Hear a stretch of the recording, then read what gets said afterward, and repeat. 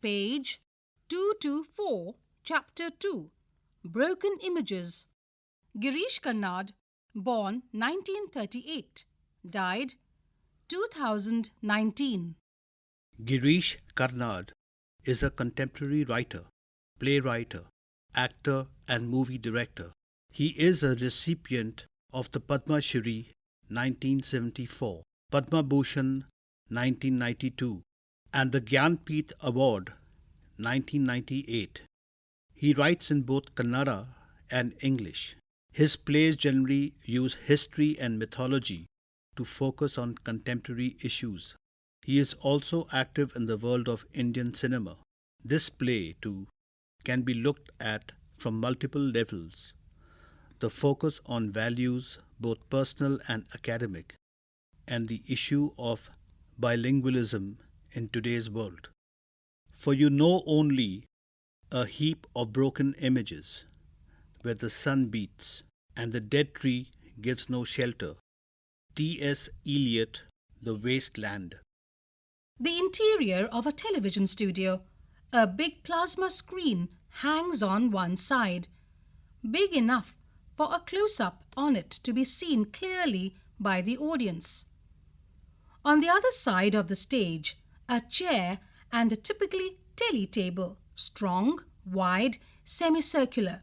At the back of the stage are several television sets with screens of varying sizes. A small red bulb glows above the table, high enough not to appear on the television screen. Manjula Nayak walks in. She is in her mid-30s or 40s and has a confident stride. She is wearing a lapel mic. It is immediately evident that she is at home in broadcasting studios.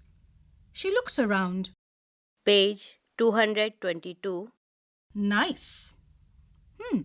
Very nice. Neat. She goes and sits on the chair, adjusts the earpiece. But where is the camera? Listens to the reply. Ah, I see. New technology. Isn't it scary? The rate of obsolescence. Listens. Of course I have. In London and in Toronto. But when you think of Indian television studios, you always imagine them cluttered, lots of men and women scurrying about, shouting orders, elephantine lights, headphones, cameras, you know what I mean. But here, it's all so Spartan. I know, but a bit lonely too, like a sound studio. All right, no camera. I just look ahead and speak to an invisible audience in front of me. Direct. Fine. I can hear you clearly. Voice test. Testing. 1, 2, 3, 4, 5. Hello. Shall I tap on the mic? My speech will last exactly 10 minutes. I have timed it. No, I won't read. Look ahead and speak. Good, but that may take a little longer. A couple of minutes if I don't fumble too much.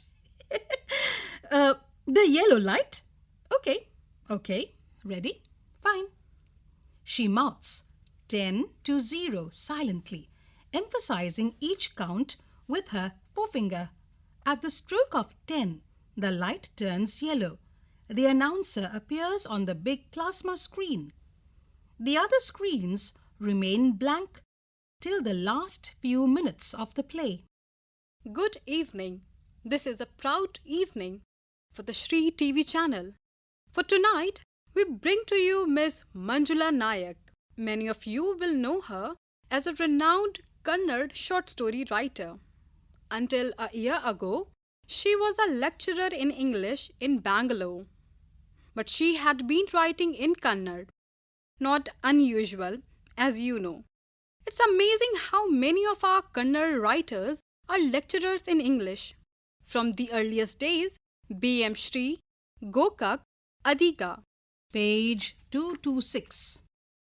Even modern ones, Lankesh, Shantinath, Ananthamurthy, and of course, there is A.K. Ramanujan, who was equally at home in both languages. But last year, Mrs. Nayak stunned the world. Yes, I mean the world, by writing a novel, her first novel, in English. The River Has No Memories. The advance she received from her British publishers made headlines here and in the West. And then the novel turned out to be a bestseller all over the world. Our heartiest congratulations to Mrs. Nayak. This evening we broadcast a Kannada telefilm based on this remarkable novel. The film will begin in exactly 10 minutes, and we have with us in the studio Miss Nayak herself, who has graciously agreed to address our viewers about her work. Ladies and gentlemen, welcome the literary phenomenon of the decade, Mrs. Manjula Nayak. Applause on the soundtrack. The light turns green. The announcer disappears and Manjula's image appears in her place. She speaks.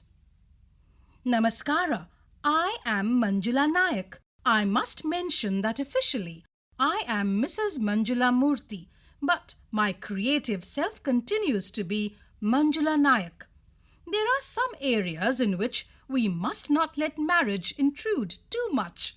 Talking about one's work is a very difficult task, so let me find an easy way out.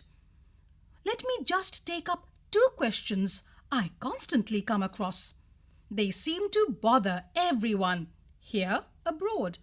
I'll answer them to the best of my ability, within the short time at my disposal, and shut up. Actually, that's what a writer should do, shouldn't she? Write and shut up. The first question, you have probably guessed it already.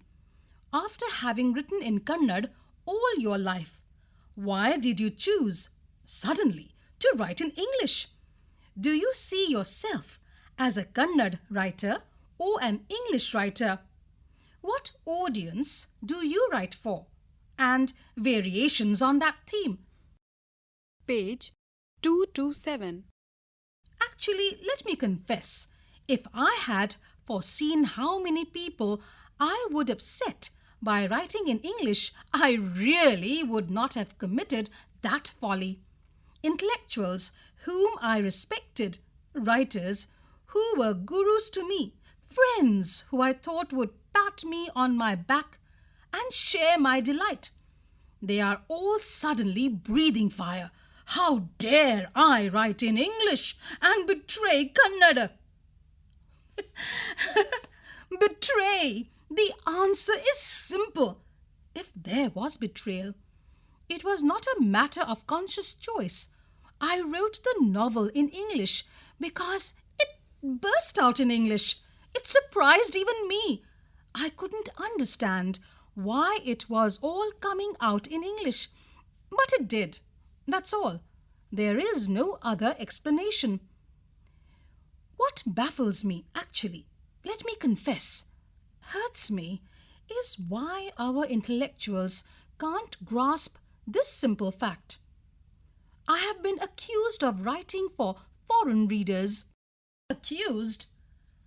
As though I had committed a crime. A writer seeks audiences where she or he can find them. My British publishers said to me, "We like your book because it's so Indian. We receive any number of manuscripts from India, but they are all written with the Western reader in view. Your novel has the genuine Indian feel." But who listens here? A pundit, for instance, has stated that no Indian writer can express himself honestly in English. For Indian writers, English is a medium of dishonesty. Of course, one could also ask, how many Kannada writers are honest in what they write? In Kannada. But if you did that, you would be immediately condemned as a traitor. You can't win. Recently, the president of the Central Sahitya Academy, the National Academy of the Letters, who shall remain nameless, declared that Indians who write in English do so in order to make money. That by writing in English, they confess their complicity in the global consumer market economy. He, of course, spoke in English. Page 228. Speaking in English, as you know, gives you the authority to make oracular pronouncements on Indian literatures and languages. But my response to the charge that I write in English for money would be, why not? Isn't that a good enough reason? Would you like to see what royalties I earned when I wrote in Karnard? Pause. Yet the accusation hides, or perhaps reveals, a grim anxiety.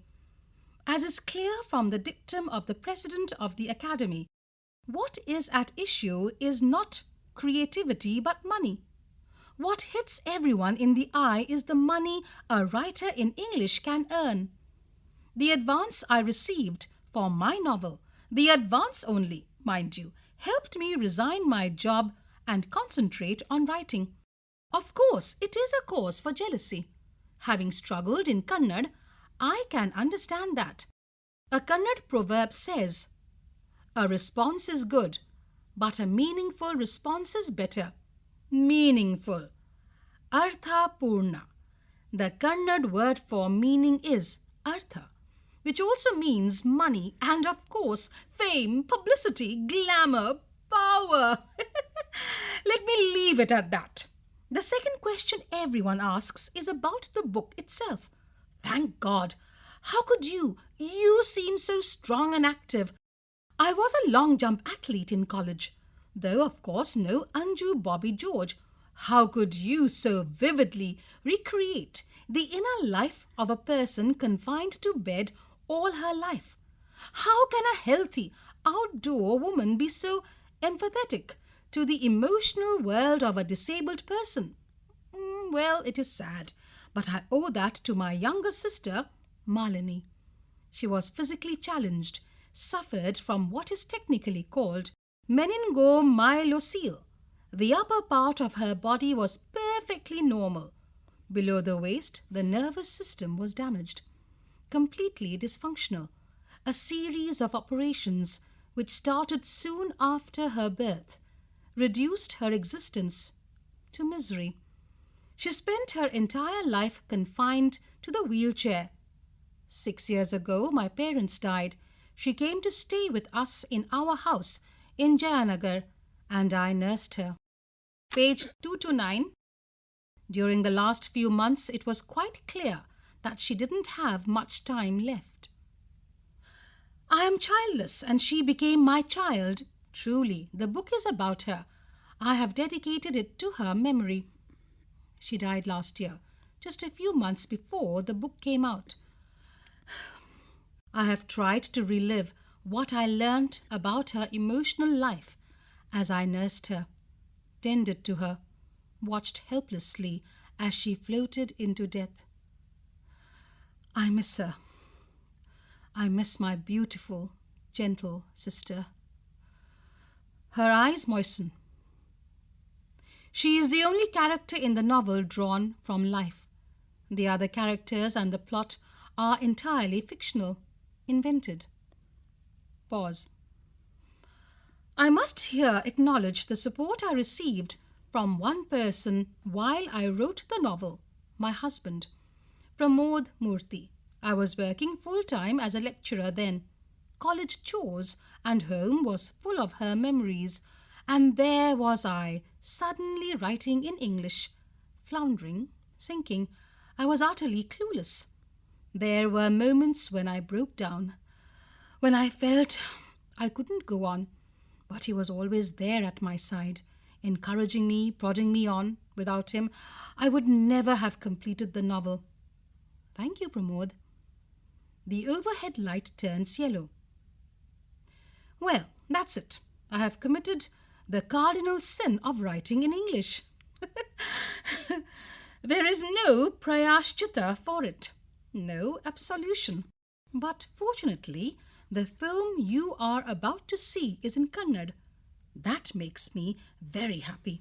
After all, the family I have written about is Karnard.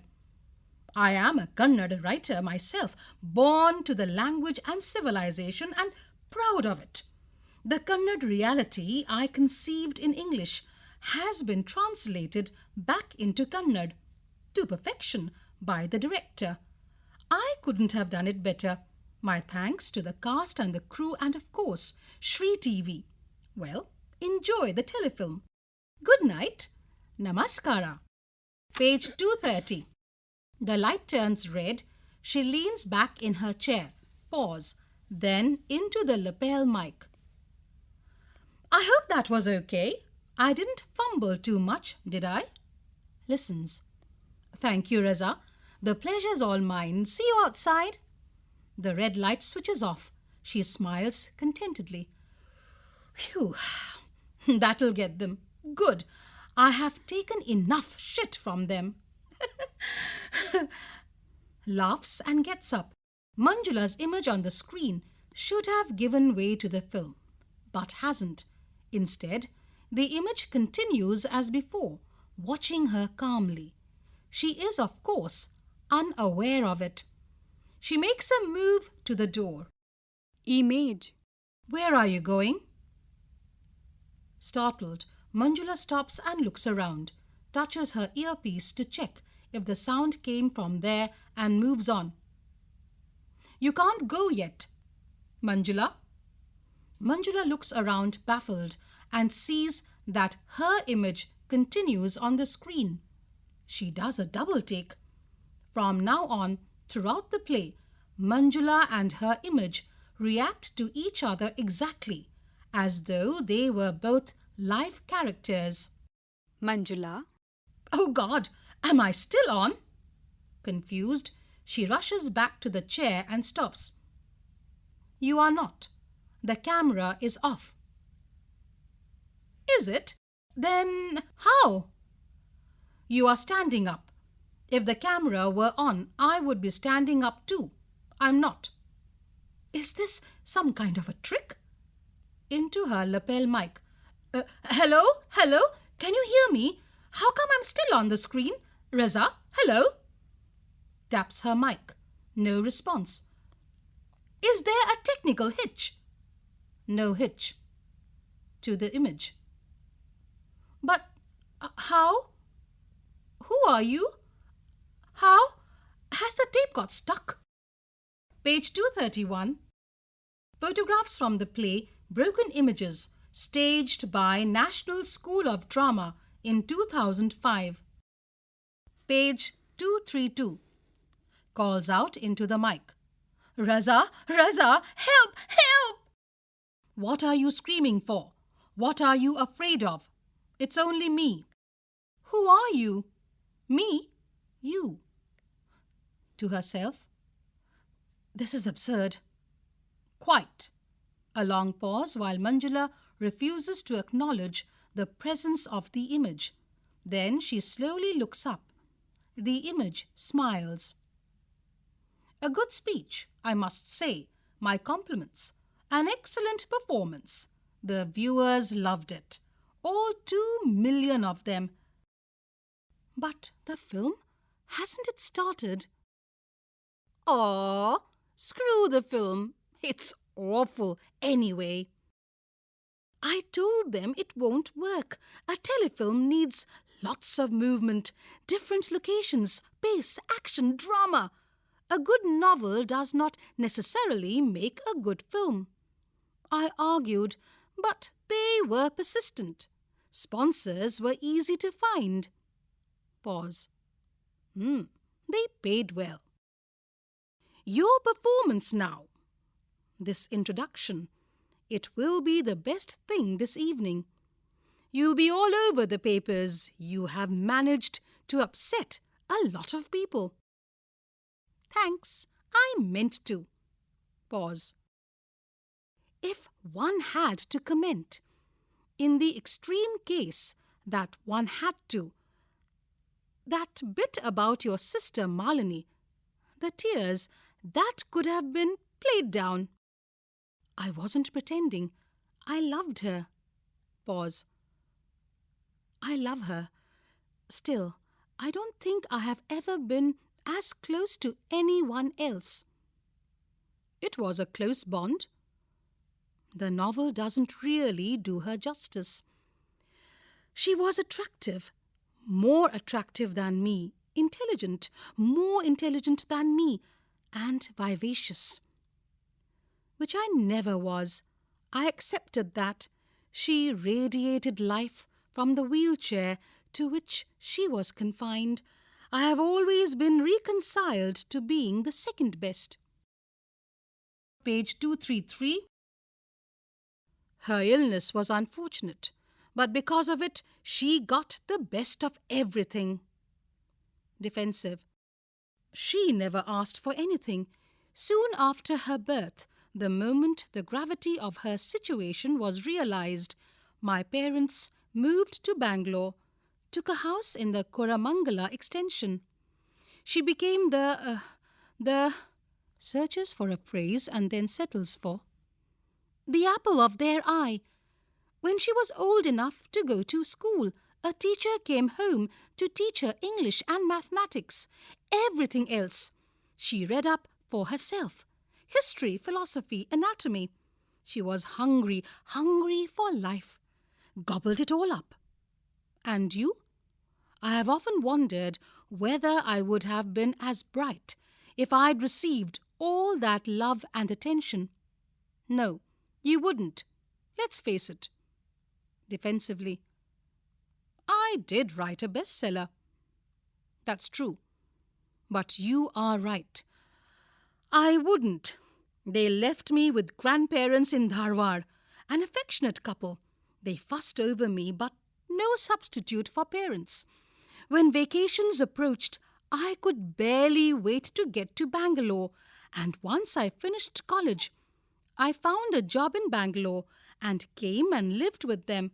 Those were the happiest days of my life. Halcyon! But then I met Pramod. We got married and settled down in Jayanagar.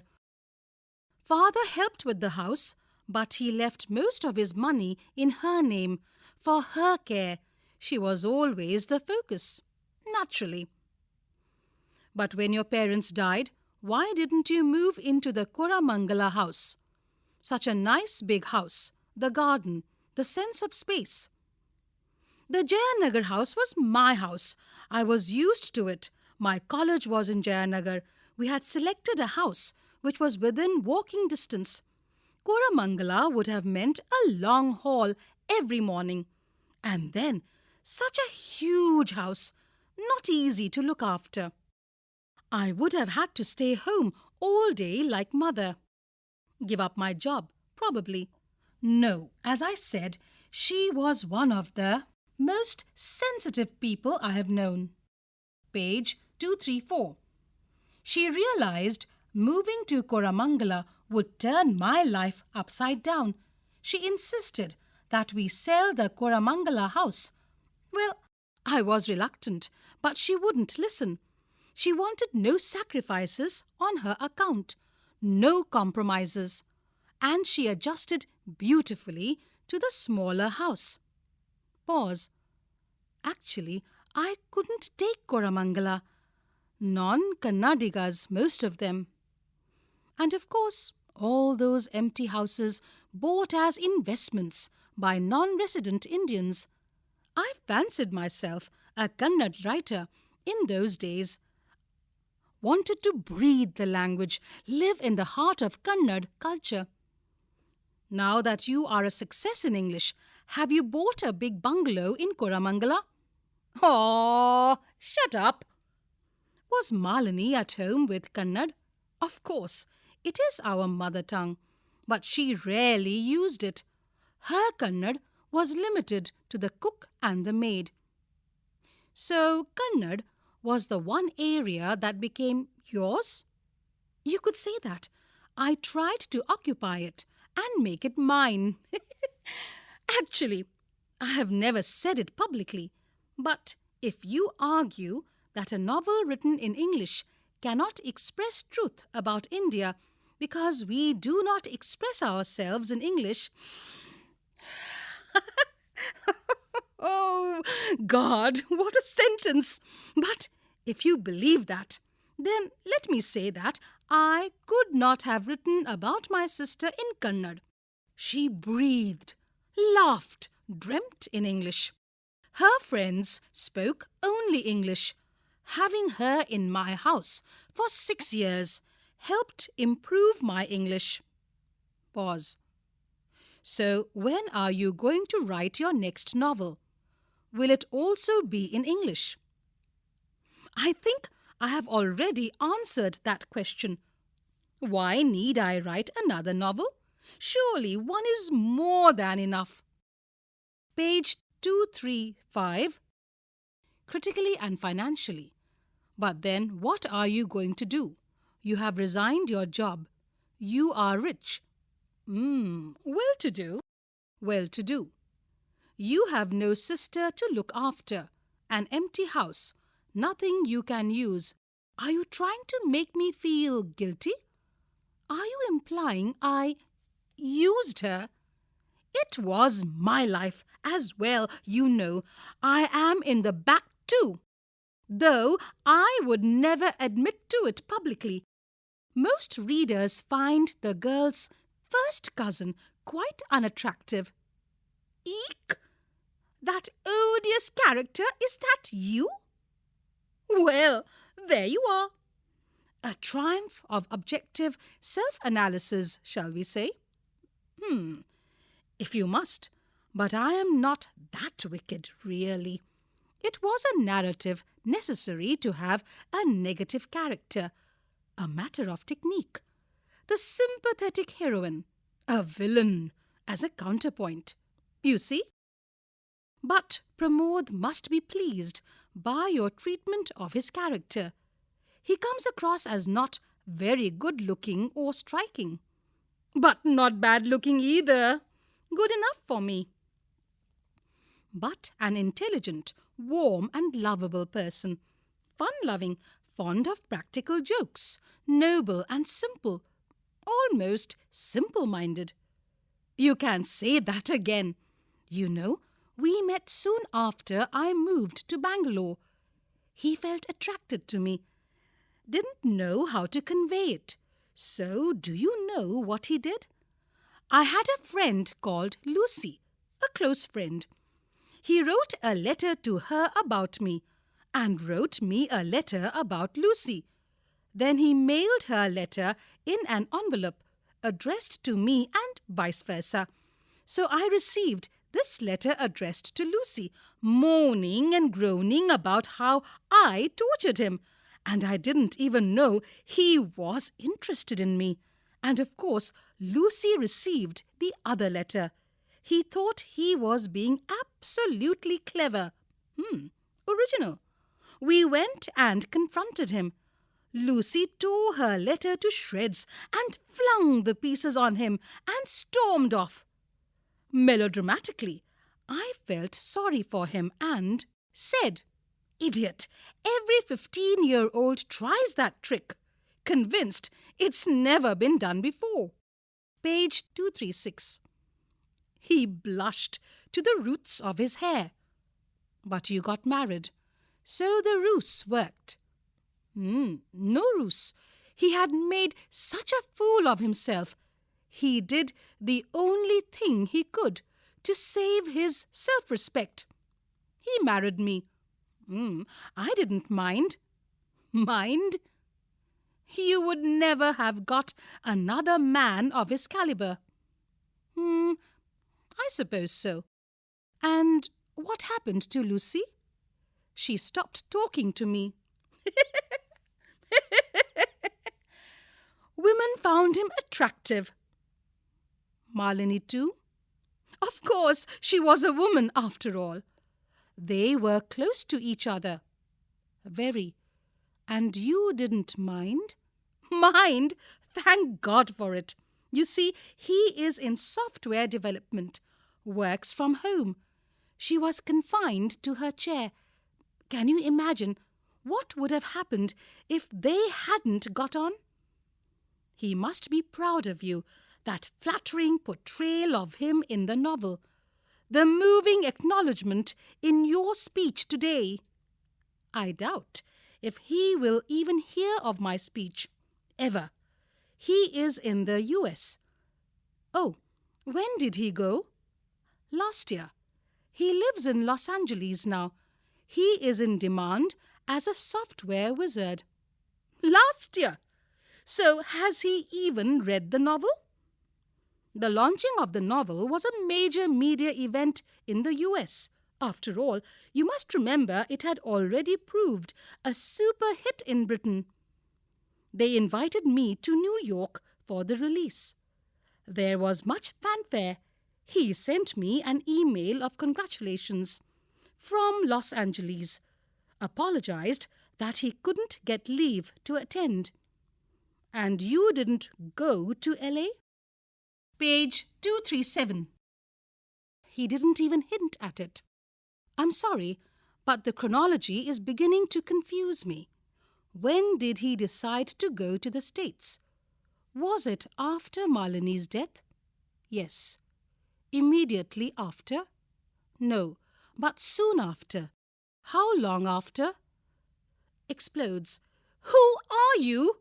For God's sake, what gives you the right to interrogate me like this about my private life? Either you are me, in which case you know everything, or you are an electronic image, externally prying, in which case you can just switch off. The image smiles. Suddenly, Manjula becomes calm. Thinking about the play. 1. How genuine is the love that Manjula expresses for her sister? 2. The sister does not appear in the play, but is central to it. What picture of her is built in your mind from references in the play? 3. When the image says, her illness was unfortunate, but because of it, she got the best of everything. 1. What is the nature of Manjula's reply? 2. How can it be related to what follows in the play? 4. What are the issues that the playwright satirizes through this TV monologue of a celebrity?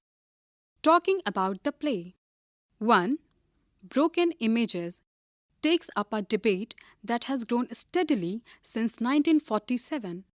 The politics of language in Indian literary culture, specifically in relation to modern Indian languages and English. Discuss. 2. The play deals with a Kannada woman writer who unexpectedly produces an international bestseller in English. 1.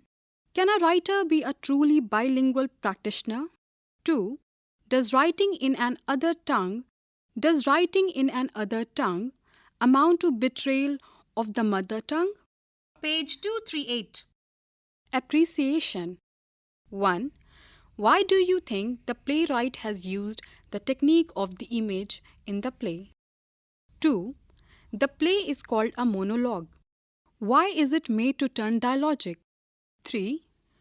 What is the posture the celebrity adopts when the camera is on and when it is off? Suggested reading. 2 monologues, Flowers, Broken Images by Girish Karnard. The Dreams of Tipu Sultan by Girish Karnard. Kaleidoscope. You were just listening to this audiobook. Recording by Bati Langlingdo and Shanu Muksim.